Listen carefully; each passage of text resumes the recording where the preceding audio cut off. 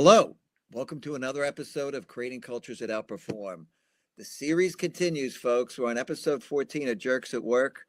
I hope you've worked with a lot of these different character types, so these really resonate. We're getting good feedback on the show. Today, we're going to be going over the perfectionist. I think I was a little bit of a perfectionist when I first started out. Yeah. Honestly, overly concerned with making everything look perfect, Yeah. Well, you Some want people, to do a good job. yeah. That's at the heart of it is you just really want to do a good job. And so sometimes you check and double check and double check. But this person is just like taking it to the extreme. Yeah. And I've worked with one of these people who just nothing was ever good enough. Oh, Yeah. terrible. But here's the series. We're down here on the perfectionist. See over here in the left column. Next week, we're doing the debater. Got a lot of good episodes coming. So stay tuned, folks. These are fun episodes. And let's talk about this person. Who are they? Terry, maybe you want to tee up who these folks are. Yeah. So this person they really have somehow made it up in their mind that everything has to be perfect. Everything has to be flawless in order to be acceptable. And otherwise, they just keep in this cycle of revision and revision and revision and more revision and more review. And they never really find that it's perfect yet. I mean, I love that first image where the guy's got the ruler up against the laptop. He's just Oh, it's really, perfect. Yeah. yeah, And it he's says, just ship it already, right? right. Just do it already. People are waiting, they're tired, they're Yeah. exhausted from the multiple rounds of reviews, but they just hold people hostage with these unrealistically high expectations, and often they're these unspoken standards. They're not saying what it is that they want to be so perfect, but they're just like constantly review, review, review. They don't want to delegate anything to anybody because nobody can do it right. Nobody can do it like them. And, as a leader, you really have to be careful with this because when you delegate things to other people, you need to give them that freedom and that liberty to do it how they would do it Uh-huh. instead of expecting everything to be done the way you would do it. The goal is to get it done. And if there are specific things that need to, guidelines that need to be followed, standards that need to be met, you share that up front, but don't just keep people in this infinite cycle of trying to become another you. Don't allow people to spend this excessive amount of time on details that really don't matter. They really just frustrate the fire out of people when you just, it would always just make me so upset. And I would have to just like take some deep breaths when people would want to reword something and they would literally change it. Constantly. And you're Yeah. just like, well, you just said the same thing in different words. Like it's the same thing. So that kind of stuff just really, really bothers people. It irritates people, especially when you have a high stress environment. You've got lots of things to get done. You really just don't have the time to waste on constant revisions. And so they're often praised earlier in their career because they are such a perfectionist. They are known for producing high quality work, but it just becomes reinforced as that behavior that's necessary, as opposed to sometimes good enough is good enough. Yeah. Sometimes it's okay to not spend all this extra time on details that don't really matter. They don't matter. And they get caught up in Yeah. this idea of what perfect is. And the wordsmithing will go on and on. It's incredible. Let me tweak this just one more time. It's something you'll frequently hear from these people. I had Yes. a boss, we were preparing for a board meeting. We literally, on one board deck, met 28 times, Mm, going over individual words, redoing stuff. yes. The individual was correct in that it was looking to make it so simple for the board because they didn't understand technology. But on the other hand, it was just overboard. The amount of time we spent was Yeah. just not worth it because, they got to ask questions at the meeting, whatever they wanted. I present, they, ask whatever. It didn't matter. But, Yeah. hey, it's not ready yet. We can't send this. It's not perfect. And that's kind of the cycle you get stuck in. Yeah. Um, Moving things hey, around a half an inch this way and that yeah, yeah, way and way, just trying to get it exactly like it's. it's okay. Like nobody's going to be looking at things through a magnifying glass like that. Most people don't have the time. It's, what is good enough? Yeah. They do end up missing deadlines. They rework others' contributions instead of coaching them. I Yep. used to remember I'd have people who bring me stuff that really wasn't good enough. And I would say, instead of sitting there doing it, I'd say, is that the best you could do? And they go, well, no, I can make it better. I'd say, okay, make it better, bring it back. Yeah. But I wouldn't do it with them. Yeah. And You want to coach people along and give yeah, them the ability to rework when there are things that are missing, right? So if it's not good quality work, if it could use a little bit more beef, then you want to let that person have the opportunity to make it better. But don't overanalyze every single detail and wordsmith and wordsmith and wordsmith, and then just take it away and do it yourself. That makes yeah, people feel like they're incompetent when you right. constantly just rework things that don't need to be reworked. Things are fine the way they are. The message is being communicated adequately. So when you take it and redo it, rework it, it makes that person feel like what they did wasn't good enough. And a lot Right. of times it was. And so that's where it makes people feel like, okay, well, am I just not good enough? Or is there something wrong with me?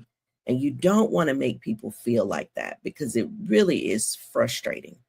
Oh, yeah, it's crazy. Yeah, What's the impact on the team? You mentioned it right there. Frustrates high performers who value progress and momentum. So it's perfection over progress. that's right. Low execution and decision making. The team feels less confident because they're never good enough. Right. You And the beauty of like asking people, hey, listen, is this as best you could do? Could you make it better? They go back and make it better. And then if it's still not good enough, you can set a standard. Hey, here's what I'd like going forward. Do Yeah. this, do that, and set clear rules. And the problem with the perfectionist is it's situational. Oh, in this case, let's do this. So they shift focus from outcomes, optics, and over polish. They create huge frustration on the part of the team. Yeah. It And just slows everything down. It really yeah. does. It slows things down and adds no value. So And Tara, if you that's were their manager, what would you do? Yeah, that's a dangerous mix. So, as their manager, you really want to clarify those expectations early and make sure that they understand what done looks like. So, we're not going to keep going in these infinite loops. We're going to set some timelines and we're going to set the expectations of what we're looking for so that we can say, this is done, this is complete, let's move on to the next thing. You want to ask for prioritization. You don't want to just spend all of this time trying to make things so perfect that you miss deadlines. So you want to make sure you set some real priorities for this person and make sure they know what on time means for you. When do you want it back? And then you want to give some structured updates to reduce unnecessary rework. So again, you don't want people just stuck in these infinite loops where they're constantly going back and forth, back and forth, back and forth, and they're pushing you off because they don't want to call it done. They really don't want to finish it or don't ever feel like it's finished. Again, you want to know what done looks like. So we want to set that right at the target at the top and then eliminate some of that unnecessary rework. And then unrealistic standards. You've really got to not allow them to internalize these unrealistic standards as personal failure. So if there's something off, something that needs to be tweaked, there's nothing wrong with that. Nobody is perfect. Nobody is ever going to get everything right. So you Yep. really do have to help them move past that as a personal internalizing it as a personal failure. It's really not a failure. And then you want to document, document, document. We agreed upon this. We set this as the deadline, and then hold them accountable.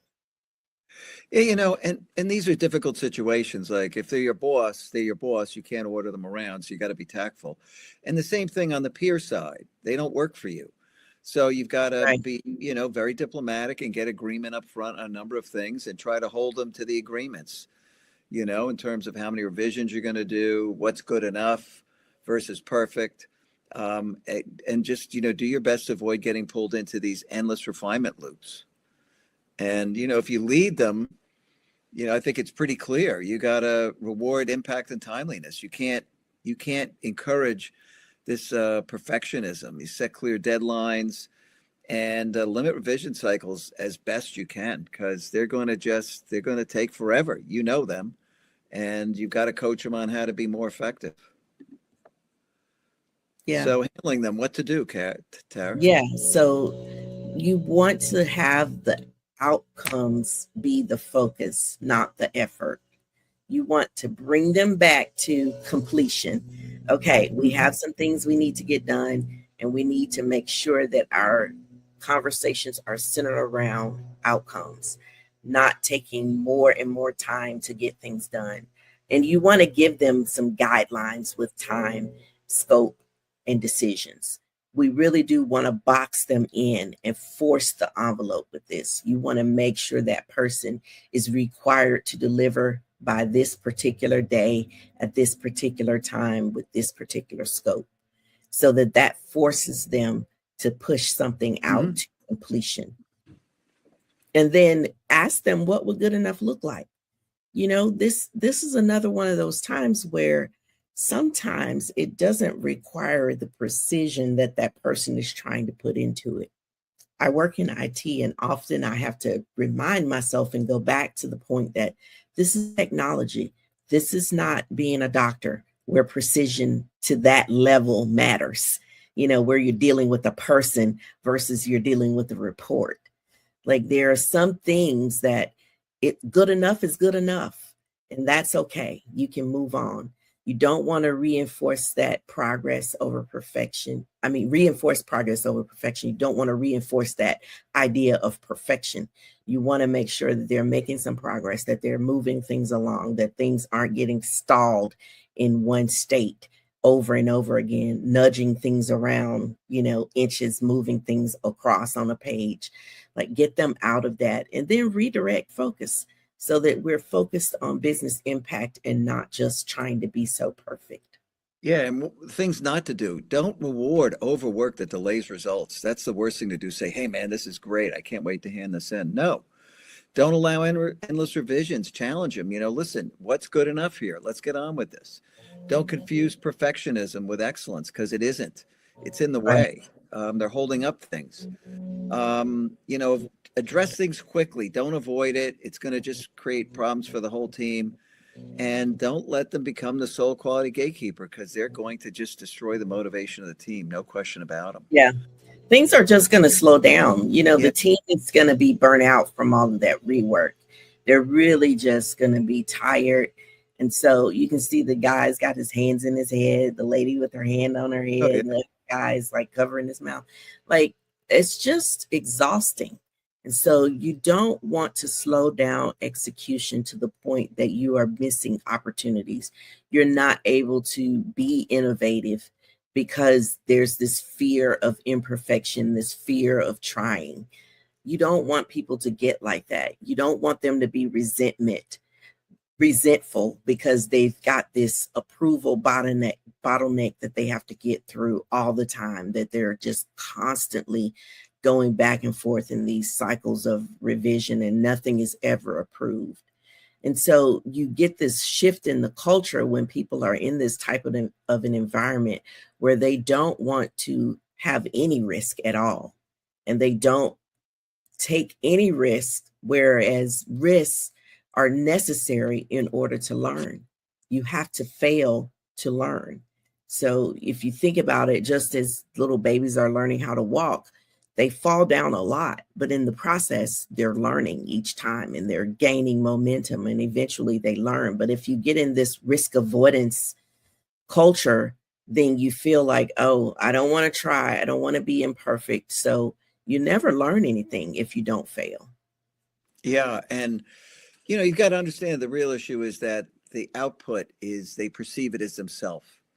That is their identity. And if it's not Yeah. perfect, then they don't look perfect. So this is a very unhealthy behavior pattern that you got to help them break out of. And that's what makes them prioritize perfection over progress. Healthy teams pursue excellence with agility. They don't understand that. It's them. that, they're not working on a report. It's who they are and what they look like. So Yeah. keep that in mind when you're dealing with these individuals. This is a Yeah. very unhealthy behavior pattern. Yeah. It's about control. Ultimately, they're trying to Yeah. control everything, and no one can control everything. There's always going to be things outside of your control, and you have to be able to be okay with that. You got to let go. Yeah. Yeah. And so next week, we're moving on to the debater, those annoying people who want to debate everything, even though there's no debate required. So we're going to talk about that next week. We're here every Wednesday at 3 o'clock with another live show going off. So we hope you could join us, and hope to see you then. Yes. Bye for now.